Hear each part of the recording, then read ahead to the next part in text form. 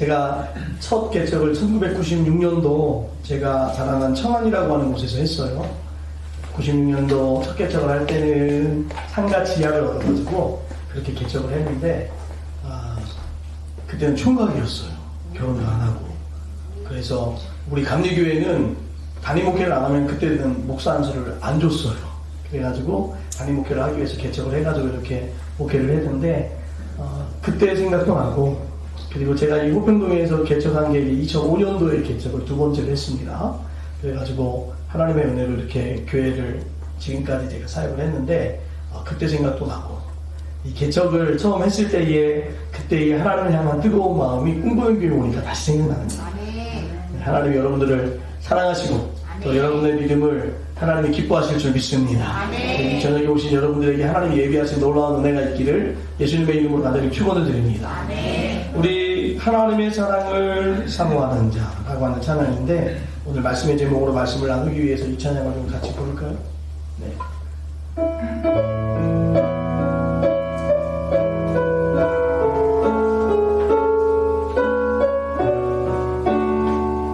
좀 빠르게 부릅니다. 하나님의 사랑을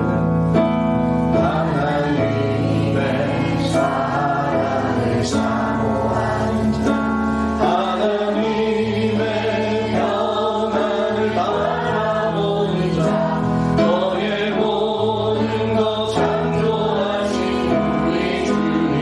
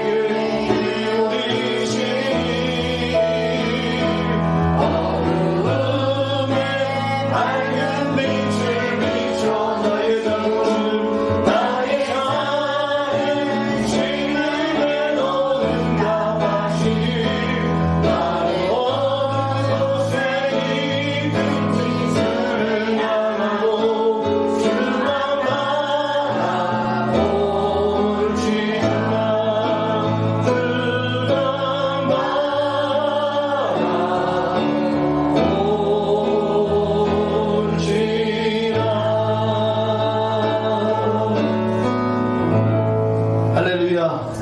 하나님 우리의 작은 신음에도 응답하시는 줄 믿습니다. 오늘이 목요일이잖아요. 예수님이 최후의 만찬을 하시는 그 저녁이에요. 그리고 밤에 겟세마네 동산에 가셔가지고 땀방울이 핏방울이 되도록 기도를 하시고 잡히시고 밤새워 고난당하시고 이리 끌려가고 저리 끌려가고 그러시다가 금요일날 아침 9시에 십자가에 달리십니다. 그리고 금요일날 정오 12시가 됐을 때 십자가에 달려서 고통당하시는 그 예수님의 모습을 하나님이 차마 보시기 어려우셨던지 하늘을 온 하늘을 구름으로 덮으세요. 그리고 오후 3시경 예수님이 마지막 말씀을 하시고 운명을 하세요. 그래서 십자가상에서 예수님은 6시간 달리세요. 그리고 7마디 가상 7원이라고 하는데 예수님의 말씀을 마태, 마가, 누가, 요한이 들었던 걸 기록한 걸 잘 쭉 배열을 해보면 7마디를 하셨어요. 십자가의 가상 7원이라고 하죠. 그래서 그렇게 하시고 운명을 하시는데 그게 오늘 저녁부터 이어지는 날이에요. 여러분 아시는 것처럼 이스라엘은 밤이 해가 딱 떨어지면 다음 날이에요. 그래서 오늘이 이스라엘로 말하면 안식일 전날이에요.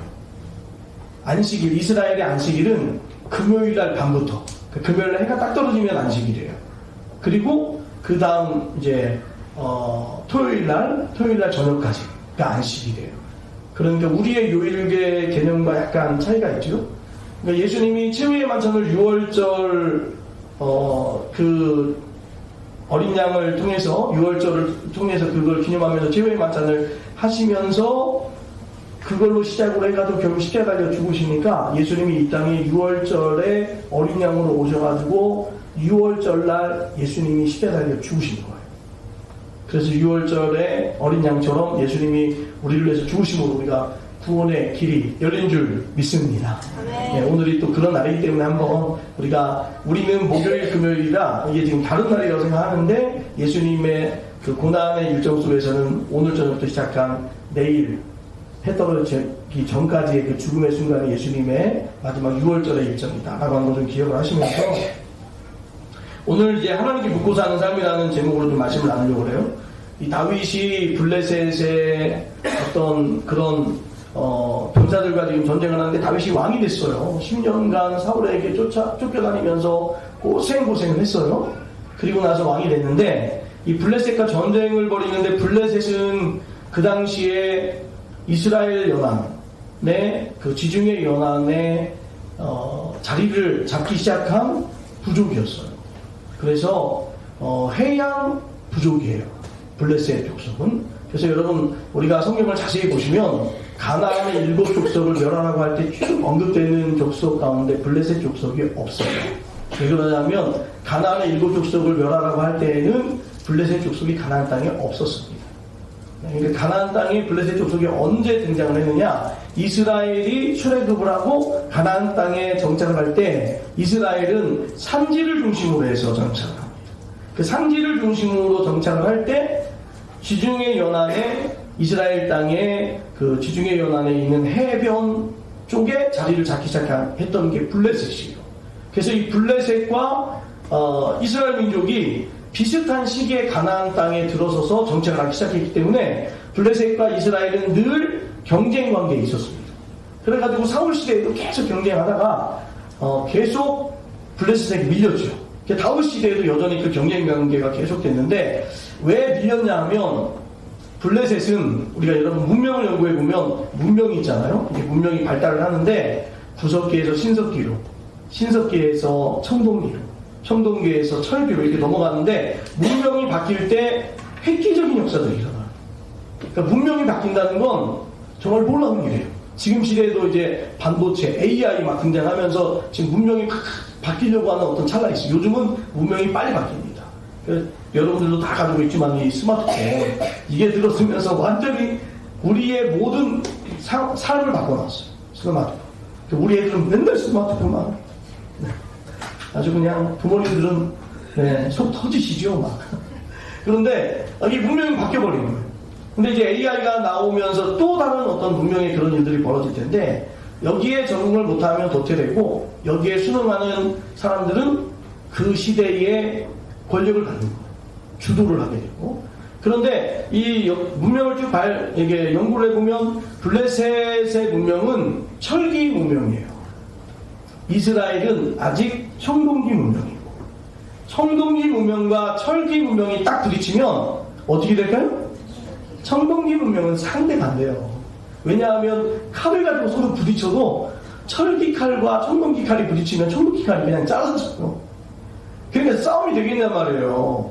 그러니까 이스라엘과 블레셋과 싸움을 하면 이스라엘이 이길 수가 없는 거예요. 늘 밀리는 거예요. 늘 밀리는 거예요. 그런데 블레셋은 해양민족이라 상지를 별로 안 좋아해요. 그러니까 이스라엘이 살고 있는 땅에 들어가지 않을 뿐이지 전쟁하면 이스라엘은 블레셋에 게임이 안 되는 거예요. 그러니까 늘 지고 있었는데 다윗이 등장을 하니까 이게 역전이 되는 거예요. 오늘 말씀도 보면 다윗이 블레셋과 전쟁을 하는데 2번이나 싸웠는데 2번 다 어떻게 했어요? 어떻게 했어요? 네, 이겼단 말이에요. 그런데 그걸 이길 때 다윗이 뭐라고 얘기하느냐? 오늘 10절 말씀 하는 거죠. 10절. 오늘 말씀 10절. 네, 읽을 수 있나요? 네, 같이 한번 읽어볼까요? 시작. 다윗이 하나님께 물어 이르되, 거기까지만 하면, 네, 하나님께 물어 이르되, 하나님께 묻고서 이스라엘이 블레셋과 싸우니까 어떻게 하라라고 하는 명령을 하셨고 그대로 순종하니까 철기 무명인 블레셋을 청동기 무명인 이스라엘이 이긴 거예요. 그렇게 이겼는데 또 전쟁이 다시 붙은 거예요. 14절 보니까 한번 읽어볼까요? 14절 시작. 다윗이 또 하나님께 묻자온데 또 하나님 앞에 한 번 묻고 끝난 게 아니에요. 또 전쟁이 일어날 때 또 물은 거예요. 여러분, 우리가 하나님 앞에 묻고 살 때는 한 번만 묻지 마시고 계속 물을 수 있기를 예수님의 이름으로 간절히 축원을 드립니다. 하나님이 부르신 그 순간까지 물어야 돼요. 왜냐하면 우리의 인생은 한 번 묻고 승리한다고 그 인생이 끝나는 게 아니기 때문에. 근데 우리가 묻고 사는 것에 대한 부분들을 자꾸 선택이라고 생각해요. 이제 여기에 이제 문제가 있는 거예요. 여러분들이 삶을 살아가면서 묻고 살면 하나님께 물으니까 다윗처럼 승리하고 좋고, 하나님께 묻지 않으면 안 되고, 이렇게 생각을 하는데 아쉽고 뭐 이렇게 끝나는데 역대상 10장 13절 14절 이거는 목사님이 해놓으셨을 거니까 한번 같이 읽어볼까요? 시작. 사울이 죽은 것은 여호와께 범죄하였기 때문이라. 그가 여호와의 말씀을 지키지 아니하고 또 심접한 자에게 가르치기를 청하고 여호와께 묻지 아니하였으므로 여호와께서 그를 죽이시고 그 나라를 이새의 아들 다윗에게 넘겨주셨더라. 네, 여러분 말씀을 잘 보세요. 사울이 죽은 이유가 뭐냐? 범죄했기 때문에. 그 범죄의 내용이 뭐냐? 하나님 말씀 지키지 않았다. 첫 번째. 두 번째, 신접한 자에게 가르쳤다. 무당에게 가르치기를 청했다. 무당에게 가르치기를 청하는 사람의 반대적인 현상이 뭐냐? 하나님께 묻지 않는다는 거예요. 그래서 하나님이 그를 죽이셨다. 여러분, 하나님 앞에 묻고 하나님 앞에 기도 안 하는 건 아쉬운 거로 끝나는 게 아니에요. 요 사울의 이야기를 보면 묻지 않으면 죽는 거예요. 지는 거고. 여러분, 천국 아니면 지옥인 거예요. 우리는 자꾸 천국도 아니고 지옥도 아니고 뭔가가 있다고 자꾸 생각해요. 여러분이 구원 못 받으면 지옥 가는 거예요, 여러분. 그래서 우리가 하나님 앞에 묻는다는 건 그냥 내 삶 가운데 선택이 아니라 이건 필수적인 것이다. 이것을 저는 이 말씀을 이렇게 묵상을 하면서 이렇게 발견을 하면서 늘 하나님 앞에 물으려고 했었던 다윗의 삶을 보면 하나님이 늘 이기게 하시고 승리하게 하시는 것을 보게 됩니다. 그래서 사무엘하 8장 6절 한번 같이 볼까요? 사무엘하 8장 6절 시작. 다윗이 다메섹 아람의 수비대를 두매 아람 사람이 다윗의 종이 되어 조국을 마칩니다. 다윗이 어디로 가든지 여호와께서 이기게 하시니라. 네, 14절도 마지막 부분에 보면 다윗이 어디로 가든지 여호와께서 이기게 하셨다. 하나님 앞에 묻고 사니까 하나님께서 다윗을 어디로 가든지 이기게 하셨고, 아까도 말씀드린 것처럼 블레셋 문명은 철기 문명이었고 이스라엘은 청동기 문명이었는데 그 청동기 문명이 철기 문명을 이기는 거예요. 이거는 문명에서 일어날 수 없는 일이에요. 그런데 하나님 앞에 묻고 하나님이 역사하시면 문명도 넘어서는 줄 믿습니다. 지금 이제 AI 시대가 막 되면서 지금도 많은 문명들이 계속 발달되어지고 그렇게 되지만, 여러분, 그 문명을 우리가 어느 정도는 또 파악을 하고 따라갈 필요가 있지만 더 중요한 게 있는 거예요. 앞에 묻고 하나님께 붙잡힌 바 되어지고 하나님이 편들어 주시면 다윗처럼 승리하게 될 줄 믿습니다. 이 자리에 나오신 분들 우리 자녀들도 있는데 어린 자녀들을 키울 때에 이 시대에 발맞춰가지고 거기에 맞춰가지고 우리 축구 선수 어머님 이해하셨어요? 저는 저기 계신 두 분께서 축구 선수 어머님 아버님인가 했는데 아니구나. 네. 우리 자녀들을 키울 때에 훌륭한 자녀들로 키우기 위해서 참 부모들이 애쓰거든요. 그런데 자녀들을 훌륭하게 키울 수 있는 비결은 어디 있느냐? 하나님이 여러분의 자녀를 편들어 주시면 다윗처럼 하나님이 세우실 줄 믿습니다.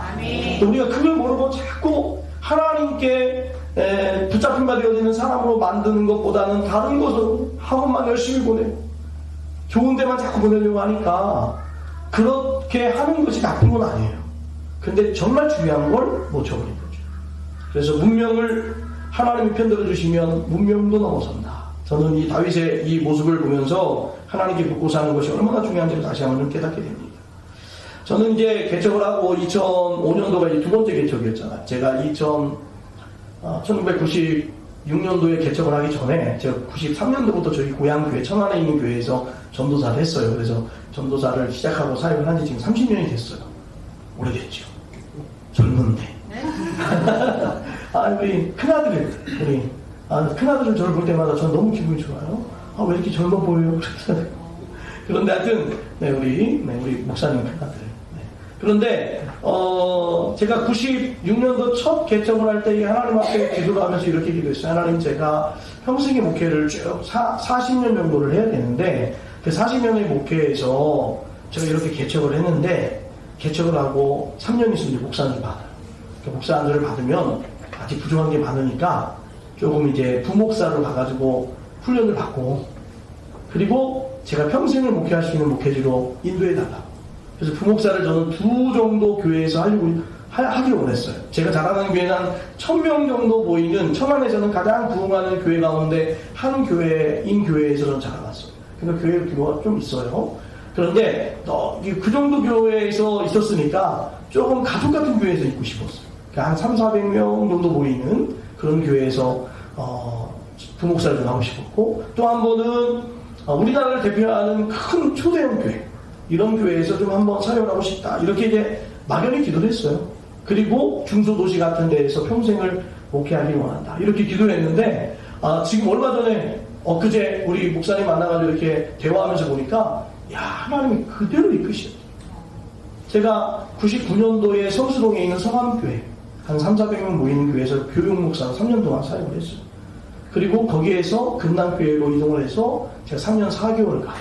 그래서 우리 금남교회는 여러분 마무리에 있는 교회 아시죠? 우리 감리교회에서는 하여튼 그 당시 제가 부목사 할 때에 12만 명 모인다고 했으니까 우리 감리교를 대표하는 교회 가운데 한 교회거든요. 거기에서 이제 부목사를 하고 2005년도에 제가 여기 개척을 했거든요. 그래서 참 기도대로 하나님 역사하십니다. 금남교회 갈 때는 어떤 일이 있었냐면, 금남교회는 부목사를 안 뽑아요. 왜냐하면 하도 큰 교회이기 때문에 김홍도 목사님이 이렇게 집회 가가지고 은혜롭게 막 찬양하거나 예배를 인도하는 목사님들 있으면 너 우리 교회 와가지고 부목사 해라 그러면 모두 다 감지덕지에 가지고 온다고 보니까 너무나 큰 교회니까 다 하고 싶은 거예요. 그러니까 부목사를 공지해가지고 뽑질 않아요.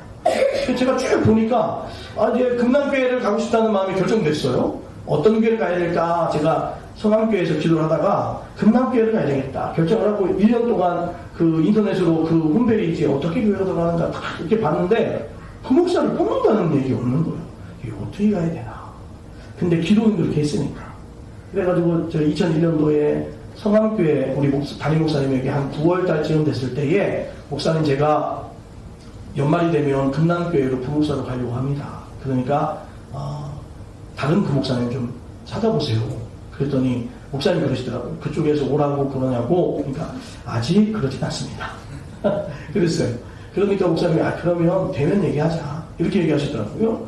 그래가지고 또 9월이 지나고 이제 10월달이 된 거예요. 그래서 목사님, 제가 금남교회 갈 거니까 부목사님 빨리 좀 찾아봤으면 좋겠습니다. 왜냐하면 제가 부목사 오기 전에 이 목사님이 부목사님들 때문에 너무 고생을 많이 했어요. 그래가지고 한 1년도 안 돼가지고 부목사들이 한 3명 나갔거든요. 그래가지고 소문이 어떻게 났냐면, 담임 목사가 얼마나 괴팍하면 부목사들이 견디지 못하냐고 막 이런 소문이 나는데, 제가 3년 있었잖아요. 말이 싹 바뀌는 거예요. 부목사한테 나쁜 놈이었구나. 담임 목사님은 좋았는데 이게 이제 말이 바뀐 거예요. 그러니까 저는 나름대로 제가 이제 그만두는 입장에서 좋은 부목사가 왔으면 좋겠어가지고 그래서 이제 목사님이 이렇게 말씀드렸거든요. 그랬더니 또 물어보는 거예요. 금남교에서 오라고 하든 아직 오라고 하지 않습니다. 그래서 제 아내한테도 얘기를 하니까 제 아내도 막 불안해하는 거예요. 나간다고 해서 다른 부목사님이 청빙이 되면 저희가 사택에 살았으니까 부목사 사택에 살았으니까 사택을 내놔야 되잖아요. 근데 제가 못 가게 되면 어떻게 돼요? 길로 나서야 되는 거예요. 그때는 전세금도 없고. 그래서 저도 이제 기도를 계속 하는데 10월 말이었어요. 하나님 앞에 막 기도를 하는데 감동이 오더라고요. 편지를 써야 되겠다. 부목사를 뽑지 않으니까. 그래서 10월 말에 김홍도 목사님한테 편지를 딱 썼어요. A4 용지에 딱 하나 간단하게 제가 이렇게 성령 받았고 이렇게 은혜를 받고 목사님 밑에서 가가지고 배우고 싶습니다. 그래서 딱 한 장 A4 용지에 딱 보내서 편지를 보냈는데 등기로 보낸 게 아니라 일반 표현으로 보냈어요. 며칠 걸리더라고요. 그래서 11월 초에 딱 도착을 했는데 그때가 언제냐. 금남교회가 총록 전도를 해가지고 10,000명이 전도된 때였어요. 10,000명. 금남교회는 1년에 한 3번 정도 전도 대회를 해요. 그 3번 정도 할 때에 1년에 보편적으로 한 3,000~4,000명 정도가 돼요. 다 정책되는 거 아닌데. 근데 그때에는 특별히 전도에 대한 어떤 프레임을 딱 잡고서 하여튼 총력으로 해가지고 10,000명을 전도하자. 그렇게 했는데 또 그때 10월달이 5주였어요. 그리고 그 5주 만에 정말 10,000명이 전도가 딱 된 거예요. 근데 10,000명이 딱 전도가 되니까 그때의 금남교회가 11만 명, 그 11만 명에 11명의 부목사가 있었는데 10,000명이 전도가 됐으니까 부목사 1명이 더 필요하다는 생각을 목사님이 하신 거예요. 그래가지고 부목사 1명 더 청빙을 해야 되겠다, 뽑아야 되겠다 생각을 하는 그 순간 제 편지가 딱 도착한 거예요. 지금은 그때는 몰랐지만 나중에 그걸 알게 되는 거예요. 나중에. 그래가지고 편지를 보니까 부목사로 오게 해달라는 거니까 다 물어봐도 뭐 저를 아는 사람은 없고 그래서 오라고 그래가지고 제 11월달에 갔어요. 그랬더니 12월달부터 오라고 그랬는데 죄송하다고 전액교회에서 12월 말까지 있어야 된다고. 그리고 나서 왔는데 나중에 보니까 큰 교회 목사님들은요 노하면 끝이더라고요. 그런데 제가 다음에 거기서 한 달 더 있고 가겠다고 이렇게 얘기를 했는데 하여튼 그런 과정에서 제가 금남교회로 갔습니다. 그 과정에서 제가 금남교회 가가지고 이 상황을 다 알게 돼가지고 기도회인들한테 그랬어요. 금남교회에서 10,000명 전도가 되는 이유는 제가 부목사로 오기 위해서 그렇게 된 겁니다. 그러면서 막 우스갯소리를 얘기를 했는데 여러분 그건 제가 이제 해석하는 거고 중요한 건 하나님의 역사 속에 금남교회에 10,000명이 전도되는 역사 속에 부목사들 목사님이 채용을 해야 되겠다. 누군가를 청빙해야 되겠다라고 하는 순간에 저의 편지가 딱 도착하게 만든 건 하나님의 역사인 줄 믿으시기 바랍니다. 하나님이 그렇게 역사하니까 이게 되는 거예요. 그래서 금남교회에서 3년 4개월 부목사 하다가 개척을 했어요. 그리고 이제 지금 호평동에 있는 교회를 3년 만에 건축을 했어요. 건축하고 나서 고생했습니다. 건축을 하고 나서 좀 이제 무리해서 건축을 했는데 물질적으로 막 힘드니까 그 당시에 이제 제가 계획을 다 세워가지고 대출을 다 계획을 세웠는데 대출의 차이가 은행 파동이 벌어지면서 막 판에 대출을 받긴 했는데 3억이 부족하고 근데 제가 막 건축할 때는 제가 아는 지인들한테 제가 하루는 건축비가 필요한데 지인들한테 막 전화를 했어요. 아는 사람들 그래가지고 오늘 건축비가 필요한데 돈을 좀 융통을 해달라 라고 했을 때 하루에 제가 2억까지 만들었어요. 그 하루에 별로 놀라지는 않아요. 하루에 2억 만들 수 있어요.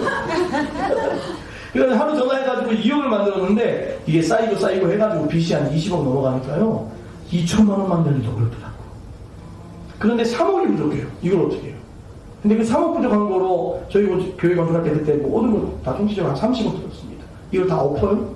그럴 수 없잖아요. 그래서 불이하게 어쩔 수 없이 사채를 얻었어요.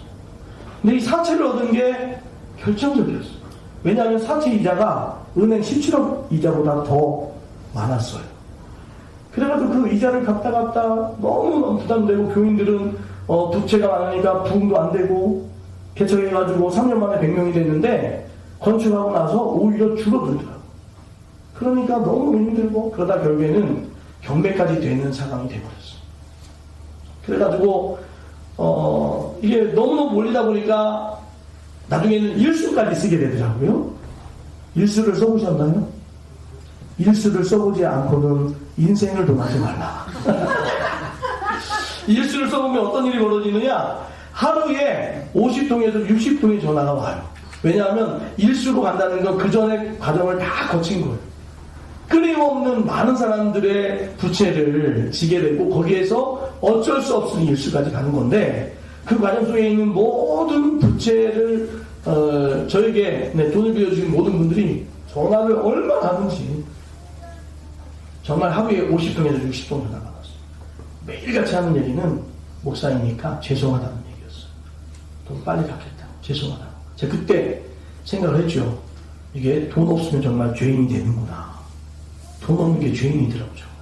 그렇게 해가지고 결국 교회가 경매가 되는 상황이 됐어요. 그런데 저희 여동생이 그 경매되는 교회를 본인이 경매를 받았어요. 근데 이것도 나중에 알고 보니까 참 하나님의 역사거든요. 저희 교회 뒤에가 대명아파트, 건너편이 대명아파트거든요. 뒤에가 대명아파트가 또 건축을 하려고 막 할 때 저희 교회 땅을 사려고 얼마나 애를 쓰는지 몰라요. 요즘 와가지고 40억 줄 테니까 팔라고 그러더라고. 40억. 아주 놀래봐요. 여기는 40억 주면 팔라는데 여기 감동이 없나 보네. 40억 주면 팔라고 그러더라고요. 근데 그때 당시에 이 사람들이 경매 받으면 뭐 저희 여동생 이름으로 경매 받을 때 한 13, 4억 받았거든요. 그냥 받으면 되는 건데 이 사람들이 그때 당시에 하여튼 무슨 일이 회사에 막 벌어지고 다른 일건이 있고 막 이래가지고 저희 경매권을 놓쳐버렸어요. 그리고 나중에 한 일인데 여기 평양에 어떤 교회가 경매 받으려고 감리교회인데 돌아다니다가 우리 교회를 발견했는데 감리교회야. 자기네들도 감리교회고. 그런데 감리교회가 또 감리교회를 경매받는다는 건 너무나 미안하다는 생각에 그분은 경매를 안 들어왔다고 하더라고요. 그래서 그 경매에 아무도 안 들어오고 제 여동생만 들어왔어요. 그래서 경매를 받은 거예요. 그래가지고 저희 여동생하고 이렇게 계약을 했어요. 네가 경매 받은 대로 우리 교회에 나중에 여력이 되면 다시 팔아라. 제 여동생이 오케이 해가지고 경매를 받았어요. 제 여동생이 저희 교회 성기는 집사입니다. 나중에 이제 왔어요. 근데 여러분 제가 하고 싶은 말이 뭐냐면 그렇게 제 여동생이 저희 교회에 합력을 하고 그러니까 어떤 일이 벌어졌냐면 저희 매제가 아주공대 나와가지고 환경기업에 다녀요. 중소기업에. 그런데 대부분 자기 친구들은 다 삼성으로 옮겼어요. 근데 저희 매제는 계속 그 기업을 다니더라고요. 근데 그 기업을 좋아하느냐? 그 별로들이 좋지가 않아요. 월급도 잘 못 주고 그러니까 한 번 팔리고 또 팔리고 지금 사장한테 팔렸어요.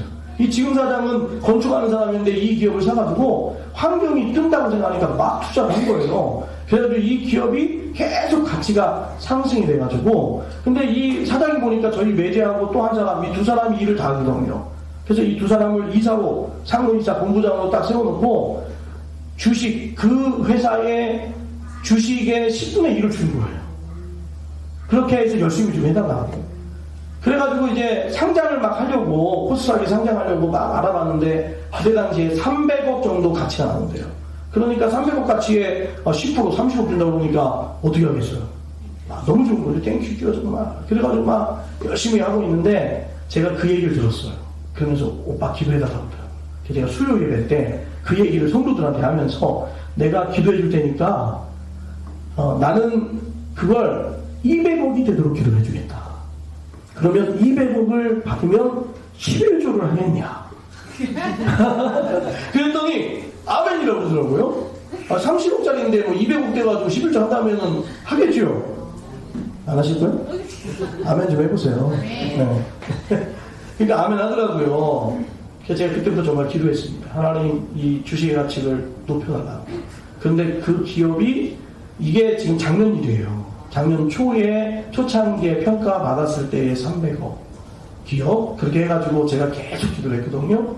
작년 11월 셋째 주에 코스닥에 상장됐습니다. 상장될 때의 기업 가치 3천억. 주식이 계속 올라가면서 초창기에는 원래 주식이 다 뛰어요. 이 환경기업이라 어디까지 올라가느냐? 회사 가치가 8천억. 8천억이면 저희 매제 지분이 얼마라고요? 10분의 1. 지금은 다시 이제 떨어져가지고 그 회사 보니까 3천억에서 4천억 가치가 왔다 갔다 하더라고요. 저희 매제 지분이 300억에서 400억 정도 돼요. 그런데 이걸 팔면 세금을 한 100억 내야 돼요.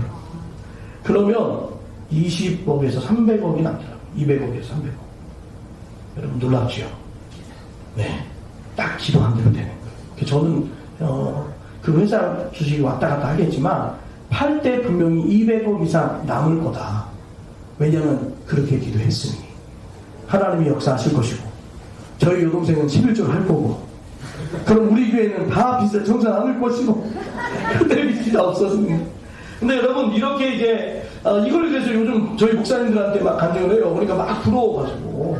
근데 여러분 제가 10년 동안 이 물질의 문제를 가지고 계속 시달리면서 그러나 하나님 앞에 기도하고 그러니까 하나님이 이 길을 이끄시면서 여기까지 오게 하시는 거예요. 여러분 우리가 십자가를 통해서 부활이 있는 것처럼 광야를 거쳐야 가나안 땅에 이르는 것처럼 하나님이 고난 중에서 훈련하신 다음에는 반드시 길을 열어주시는 줄 믿으시기 바랍니다. 근데 제가 이제 물질의 이 문제 10년간 시달렸는데 다윗이 10년간 시달린 것처럼 저도 그렇게 시달렸어요. 근데 이 10년 동안 물질을 하나님이 훈련하시니까 작년 11월 달에 이 문제가 생겼고요. 그래서 바로는 못 팔아요. 그 이사들은 2년 반이 지나야 팔 수 있어요. 2년 반 이후에 이제 저희는 20억이 들어와요. 네, 지금 한 6개월 더 지났어요. 이제 2년만 기다리면 돼요. 그런데 11월 셋째 주에 이 일이 벌어지고, 근데 이 코스닥 상장되는 게 여러분 기업하시는 분들은 알겠지만 몇 프로냐면 1000개 기업이 신청하면 1개 기업이 된대요. 0.1%. 0.1%의 일이 저희 여동생 집안에 일어난 거예요. 하나님이 역사하시니까 기도하는 그 사람을 통해서 하나님이 역사하시는 줄 믿으시기 바랍니다. 그래서 저희 여동생도 그거를 인정하고 저희 매제도 인정하고 네, 그걸 인정하는 걸 본인들도 아니까. 근데 이렇게 물질의 문제를 하나님 훈련하시고 열기 시작하시니까 그 다음에는 12월 달에 있었던 일인데 이걸 제가 기도만 하고 있다가 드디어 3월 달부터 제가 오픈을 하기 시작했어요. 그래서 그때 당시에는 12월 한 둘째 주인가 저한테 연락이 오는 거예요. 제가 지금까지의 사역 속에서 한 분과 어떤 그 공부방 때문에 연관된 일을 한 적이 있었는데 그분하고 그러고 헤어졌는데 하여튼 이분이 대기업과 연관되어 계시더라고요. 그래가지고 저희 교회에 후원을 하겠다고 그래가지고 이런 부동산을 후원하겠다고 저에게 보내는 거예요. 그래가지고 그걸 언제부터 현금화할 수 있느냐 2025년부터 현금화할 수 있으니까 그때 사용을 해서 쓰세요 그러더라고요. 그래가지고 얼마인가 계산해봤더니 액수는 얘기 안 합니다. 저희 여동생이 11조 하는 것과는 비교 안 되는 금액입니다. 하나님이 그렇게 여시더라고요. 지금 이제 치앙마이에 저희 교회가 국제학교를 세워요. 4월 말에 우리가 오픈을 해요. 4월 말에 완공이 됩니다. 그래서 지금 그 치앙마이에 약 10억 정도가 들여가지고 지금 국제학교가 이루어지고 있는데 하나님께서 이 국제학교에 대한 비전을 1993년 2년도에 주셨어요.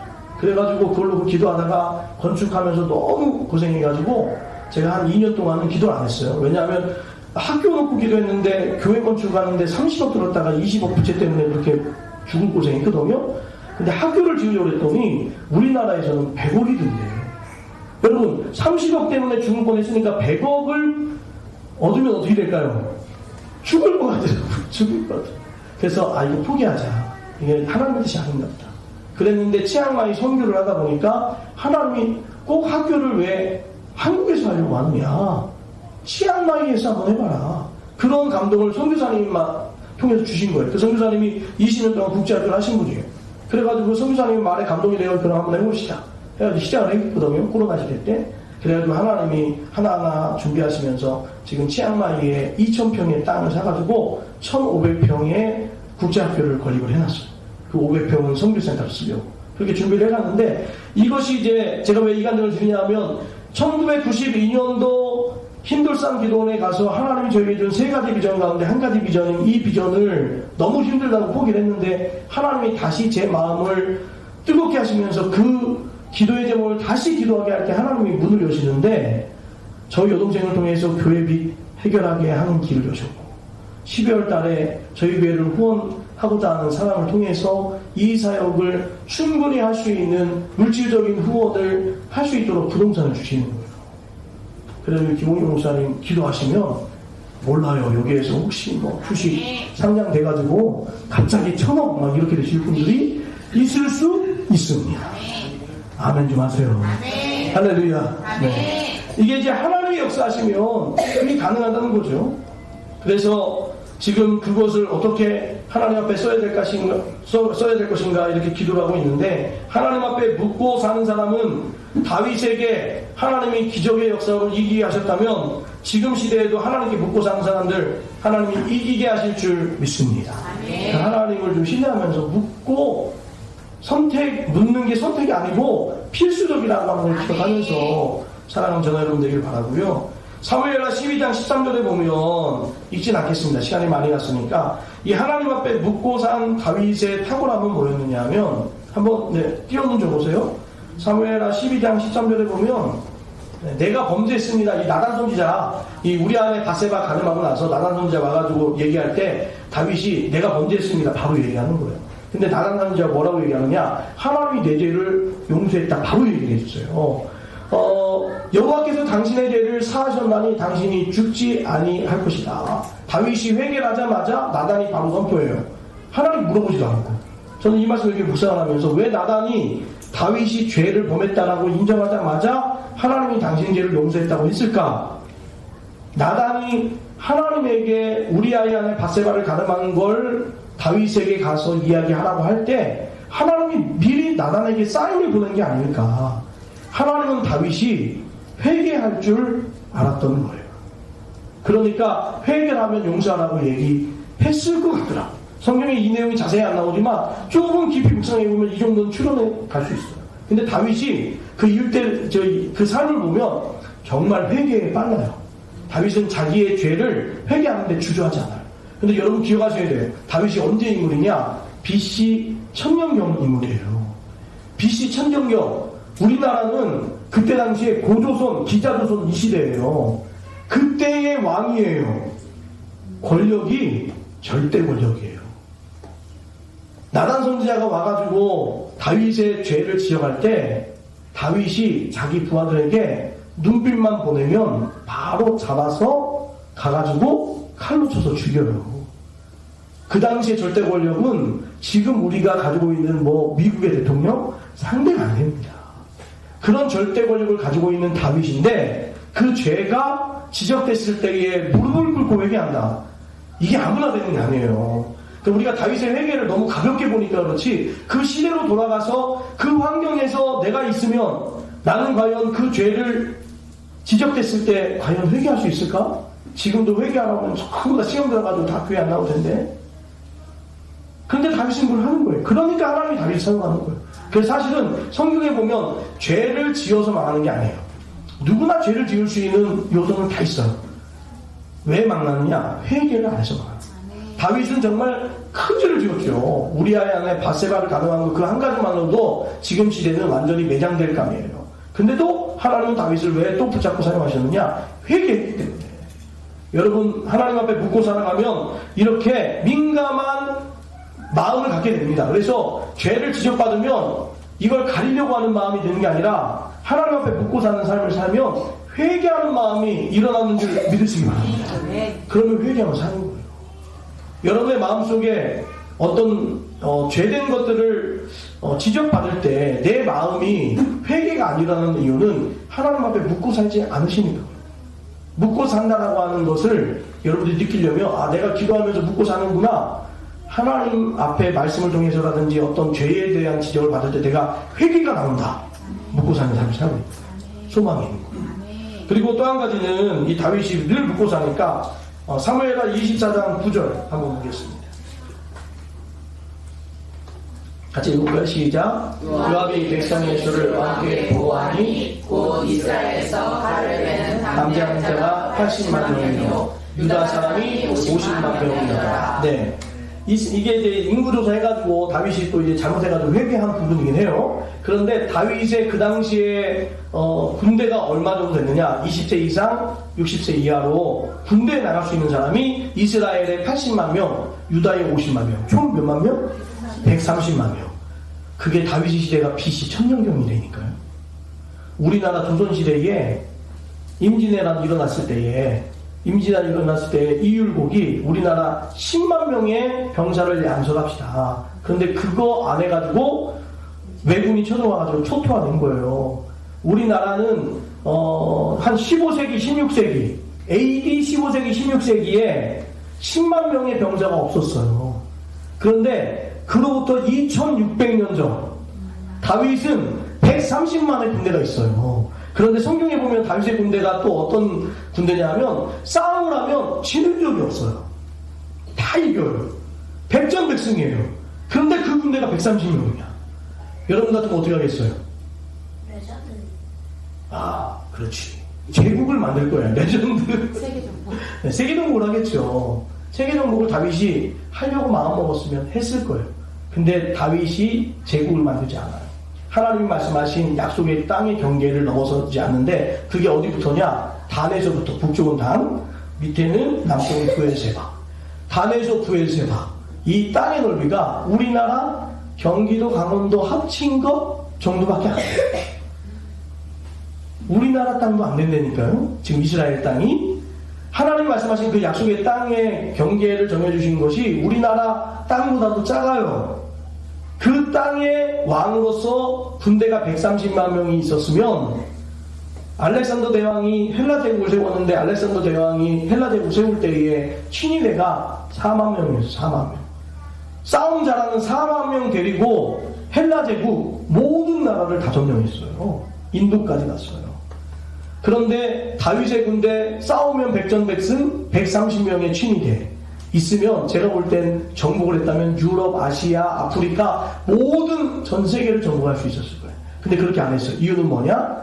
단에서부터 부엘세바 하나님 약속하신 이 땅의 경계를 지킨 거예요. 그리고 나머지는 조공을 받았죠.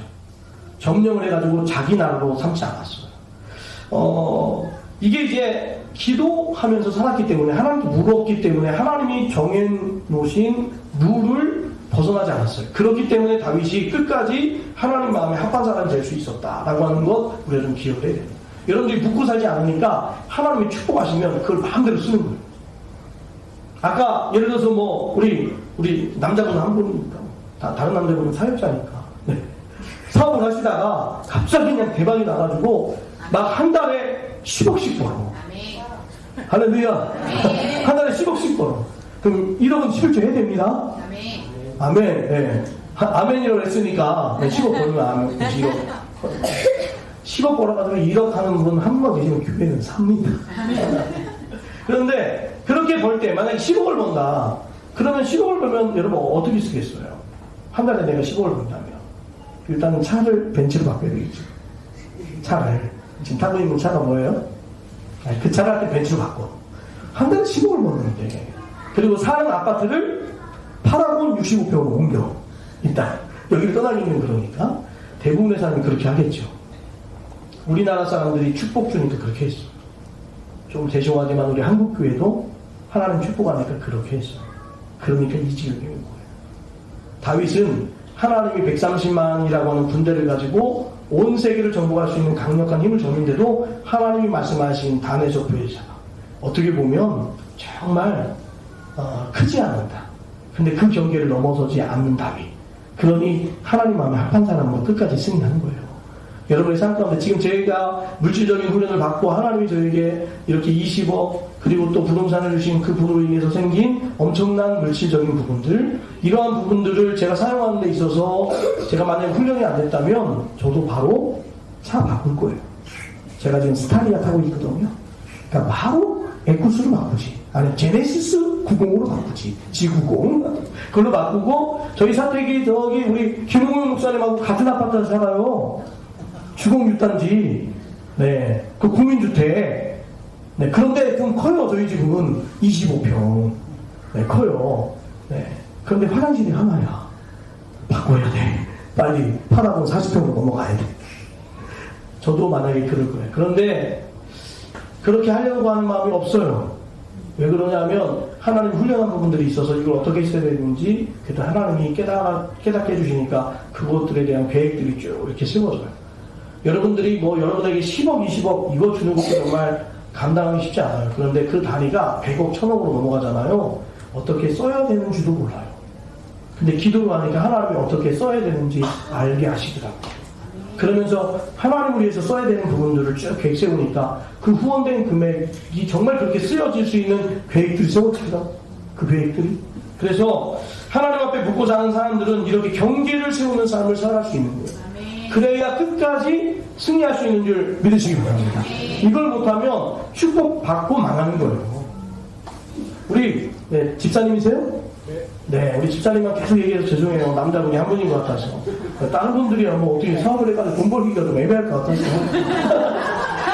왜냐하면 제가 이 물질적인 축복에 그런 게 있어가지고 그렇게 기도하고 축복하면 정말 역사 일어나요. 할렐루야. 네, 우리 집사님이 한 달에 10억 벌면 어떻게 하실까? 네. 10억 벌어도 여러분, 저 우리 집사님 놀러 가지 마세요. 10억 벌어도. 10억 버니까 하나님이 아니 한 달에 10억 벌게 하니까 그거 가지고 좋다고 그냥 맨날 놀러만 다니고 그러면 10억 안 벌고 한 달에 300, 400 버는 때가 오히려 나은 거예요. 그러니까 막 열심히 한 달에 300, 400 버니까 지금 나와서 기도하는 거. 한 달에 10억 벌어봐. 지금 내가 왜 여기 있어 지금. 근데 여러분 한 달에 10억 벌어도 여기 나오셔야 돼요. 그럼 하나님이 우리 집사님과 집사님 가정과 자녀들까지 다 책임지시고 이끌어 가실 줄 믿습니다. 그런데 우리가 기도를 안 하고 붙지 않으면 이 경계가 안 세워져요. 목사님들도 마찬가지고. 그러니까 정신 못 차리는 거예요. 대형교회 되니까 막, 돈 막 생기니까 막 헌금 들어오니까 막 쓰는 거예요. 그러니까 여러분 망하는 거예요. 그래서 오늘 말씀을 통해서 내가 하나님 앞에 묻고 사는가 이거 다시 한번 여러분 진지하게 생각해 보셔야 돼요. 그리고 그 묻고 사는 게 선택이 아니라 이게 반드시 필수적인 것이다 라고 하는 걸 첫 번째 결단하셔야 되고 그렇게 살아가면서 죄에 대해서 민감하셔야 돼요. 저도 죄를 짓습니다. 중요한 건 죄를 지어도 하나님 앞에 빠르게 얘기하면 하나님 다시 회복시켜 주셔요. 그리고 경계를 세우세요. 여러분이 지금 제가 볼 때는 물질적인 축복을 막 주실 때 써도 좀 부담이 안 되는 선 저는 개인적으로 왕의 재정 김미진 간사 책을 보면서 한 달에 500만 원 그분이 한 달에 10억씩 벌었어요. 그런데 500만 원은 생활비로 쓰고 500만 원은 저축했다고 해요. 10억 가운데 1000만 원은 반은 저축 반은 쓰고 나머지는 다 선교를 위해 쓴 거예요. 대단하죠. 네, 그렇게 사니까 하나님 막 김미진 간사님 계속 밀어주는 거예요. 그러니까 여러분의 삶 가운데도 그런 어떤 경계를 좀 정하세요. 그래서 저도 경계를 이거 깨닫고 나서 경계를 정했어요. 우리 교회가 아무리 부흥하고 물질적으로 여유 있어도 2차 이상 넘어가지 않겠다. 제가 뭔가를 탈 차도 결정을 해놨어요. 그 이상 넘어가지 않겠다. 근데 그 차가 뭐냐고 자꾸 물어봐요. 대답은 안 해요. 왜냐하면 그렇게 얘기하면 우리 성도들이 그 차만 사줄 거니까. 좀 멋지게. 목사님, 전 에쿠스밖에 몰라가지고. 제네시스 G90을 사세요. 그러면 아닙니다. 저는 그거 안 탑니다. 멋지잖아요. 그리고 아파트 살 때, 목사님, 할아버지 60평으로 좀 이사 가세요. 그럴 때, 아닙니다. 저는 그냥 대명 아파트 살겠습니다. 멋지잖아요. 그러니까 얘기를 안 해요. 그러나 이 경계를 세우셔야 돼요. 그리고 그걸 지키면 다윗처럼 하나님 역사하실 줄 믿습니다. 그러나 이게 무너지면 끝나는 거예요. 그래서 오늘 말씀 다시 한번 기억하면서 하나님의 사랑을 사모하는 자, 찬양 그리고 오늘 이 말씀 통해서 여러분들이 여러분의 삶 가운데 묻고 살면 다윗에게 일어났던 역사 여러분에게 일어날 것이고 제가 여러분에게 간증드리는 것 제가 힘들 때 경매되고 막 그럴 때는요 정말 여러분 죽고 싶었어요. 이 혈압이 막 올라가잖아요. 혈압이 막 올라가지고 막 골이 띵 하고 막 그런데 혈압이 안 떨어져요. 그때 어떻게 했느냐 저 건너편에 리치 사운드 거기 들어가가지고 밤새워 온탕에 딱 들어가 있었어요. 온탕에 들어가 있으면 혈액순환이 돼가지고 괜찮더라고요. 그게 여러분 하루 이틀이 아니었어요. 수개월간 그렇게 하면서 온탕에서 밤을 새우면서 비몽간 졸다가 깨다가 4시가 되면 샤워해가지고 교회로 다시 와가지고 새벽 기도를 했습니다. 그리고 그 새벽에 저는 늘 기도를 7시까지 합니다. 그 기도하는 1시간 반 정도의 기도 시간에 하나님이 다시 힘을 주시면 또 그 하나님을 의지하고 또 하루를 살았어요. 그렇게 하루하루 살다 보니까 지금 여기까지 온 거예요. 여러분 기도하면서 하나님 부르면서 살면 하나님 힘을 주실 줄 믿습니다. 고난은 아무나 이기는 게 아닙니다. 하나님의 도우심이 없으면 누구도 패배합니다. 그러나 묻고 사는 그 사람에게는 하나님이 도우셔서 승리하게 하신다는 거 기억하면서 하나님의 사랑을 사모하는 자 찬양하고 한번 기도하겠습니다.